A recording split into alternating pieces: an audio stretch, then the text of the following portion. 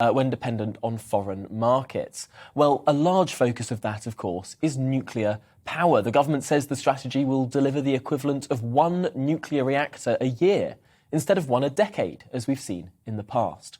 But how will this be achieved? And frankly, is it enough? Well, joining me now is Tom Greatrex, the CEO of the Nuclear Industry Association. Welcome to the programme, Tom.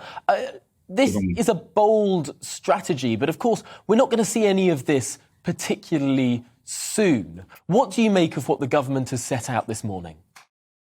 Well, I think, frankly, the government has got to a position where collectively as a country we should have got to 10 or 15 years ago, which is a recognition that if we are serious about not just decarbonising, but ensuring we have energy security, that the volatility of prices is much reduced in our energy mix, then we should be making sure we've got lots of low carbon capacity, of which nuclear is one element. And, you know, you're quite right that it won't deliver immediately in terms of the power capacity, but getting started on those projects now means that next time we're in this situation, we'll be in a lot better position. And frankly, if we'd done it 10 or 15 years ago, we wouldn't be needing to have this conversation today.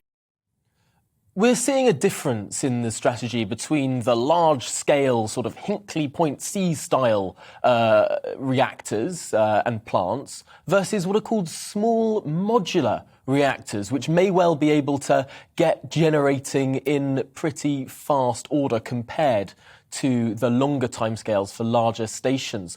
Are you enthusiastic about the prospect for small nuclear reactors? Yes, I am. I'm very enthusiastic about what SMRs can add to the mix. I don't think it's a choice, frankly, between the two. I think we're going to need both in terms of what's readily available now. The next project will probably be Sizewell C, which is a design which has already been approved, and the equipment's qualified and the workforce is in place and supply chain's in place, and you can move on to that relatively quickly. But if what's promised in the strategy in terms of unblocking some of the barriers and making some really rapid progress on things like siting and a range of different things comes to pass, then we could have the first of those modular reactor designs. The Rolls-Royce is the UK consortium, but there are others as well. But we could have the first of those delivering power, you know, within 10 years. Now, that is pretty rapid for a technology which is currently in the stages of having its design approved.